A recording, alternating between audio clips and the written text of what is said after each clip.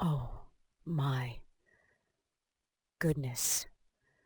You guys, I am absolutely floored by what I just found out about Princess Catherine, her inner circle. This is the kind of royalty that has me pacing around my living room, and I just had to jump on here to share it with all of you because my mind is completely blown right now. Now, I know you guys are excited for more horror, but before we delve into further discussion, if you haven't subscribed, I mean, come on, guys, what are you waiting for? Hit like, subscribe, and ring that notification bell ASAP. So now buckle up, because we need to talk about the major shakeup happening at Kensington Palace that nobody saw coming. Princess Catherine's right-hand woman for the past 15 years has just walked away from her role. Can you believe it? Natasha Archer, who everyone affectionately calls Tash, has been Catherine's unofficial stylist and most recently served as the senior private executive assistant to both the Prince and Princess of Wales. And now, just like that, she's gone. The timing of this is what's really getting me. Literally just one day after Catherine made those two stunning appearances during the French state visit with President Emmanuel Macron and his wife, Natasha drops this bombshell. I mean, Catherine looked absolutely flawless during those events. That incredible gown, the perfect accessories, the whole royal package, and then boom, the woman responsible for so much of that magic decides to peace out.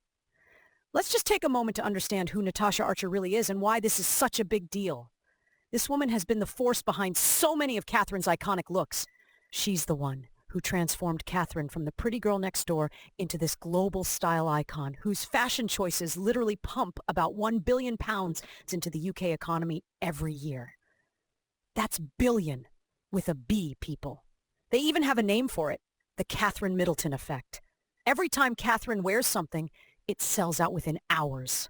And Natasha was the mastermind behind all of that. During the 2014 Australia and New Zealand tour, Catherine wore 24 different outfits in just 19 days. Can you imagine the planning that went into that? Natasha made it all happen seamlessly.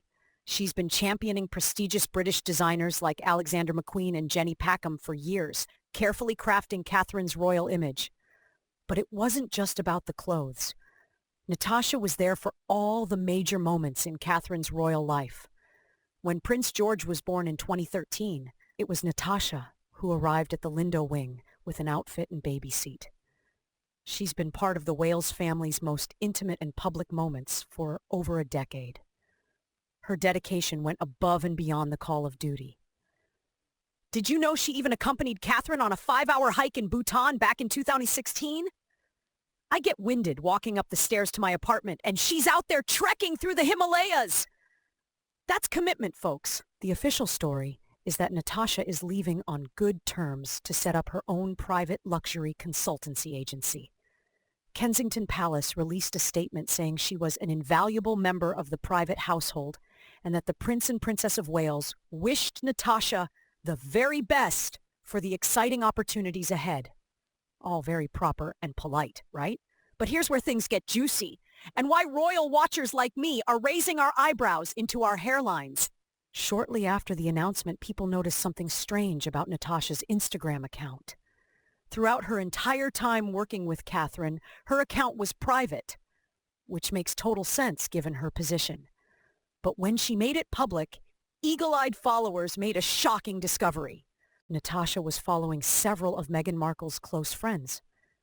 I'm talking about Meghan's makeup artist, Daniel Martin, her former close friend, Abigail Spencer, Jessica Mulroney, her Pilates instructor, Heather Dorak, and even a former Archwell employee named Mandana Dayani.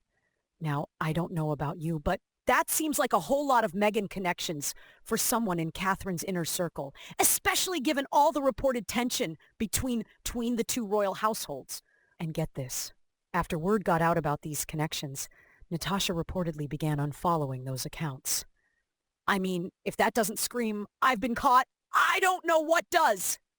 The plot thickens, my friends. Now I have to ask the question that's on everyone's minds. Why would Natasha walk away from such a prestigious position?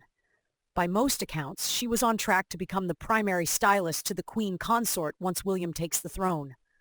That's a once-in-a-lifetime career opportunity that she just gave up to start her own business. when she could have had the ultimate royal fashion gig? Something doesn't add up here.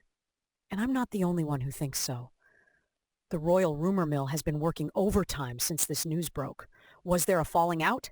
Did Catherine find out about Natasha's apparent interest in Meghan's world? Or is it really as simple as Natasha wanting to branch out on her own after dedicating most of her adult life to the royal household? We also need to talk about the timing of all this. Catherine is still in the process of gradually returning to public duties following her cancer treatment. During a recent hospital visit, she spoke about finding her new normal, saying, "It takes time." For her to lose such a trusted aide during this vulnerable period seems particularly significant. It's worth noting that Natasha is married to Chris Jackson, the official Getty Images royal photographer. So she's still connected to the royal world through her husband. I'm curious to see how that dynamic plays out going forward.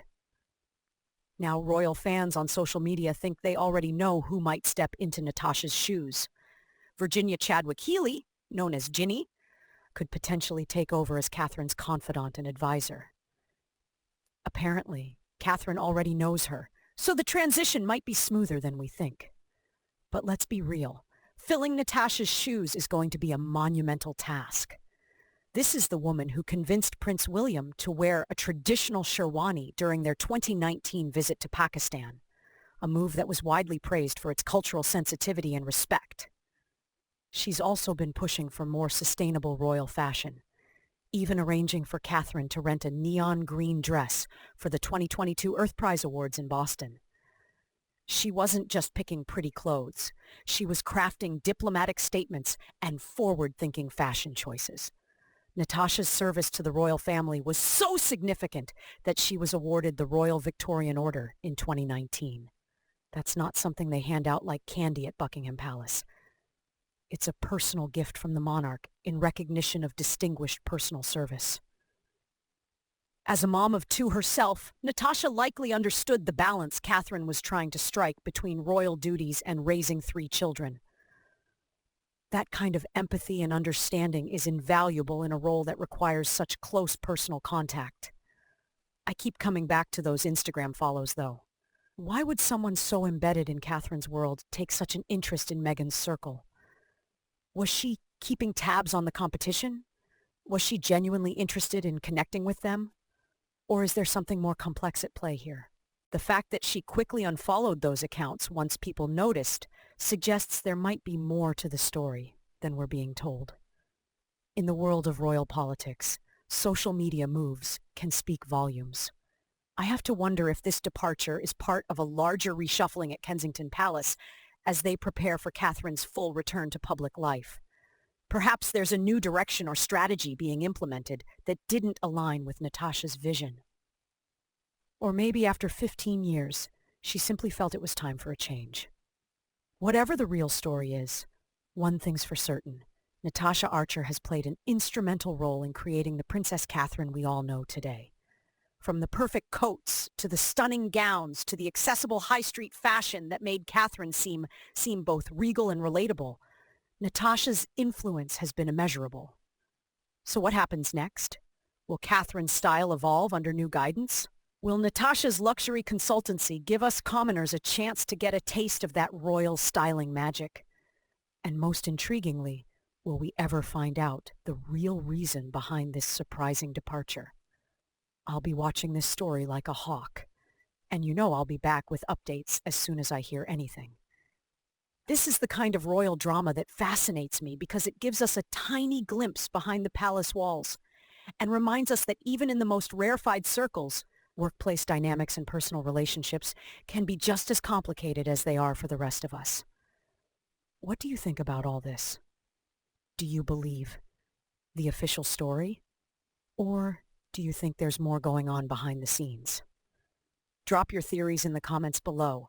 I am dying to hear what you all think about this royal shakeup. Don't forget to like this video if you found it interesting and subscribe to my channel for more royalty and commentary. I'll be back soon with more updates on all your favorite royals. Until next time, keep your tiaras polished and your gossip hot. Ta-ta, and bye for now.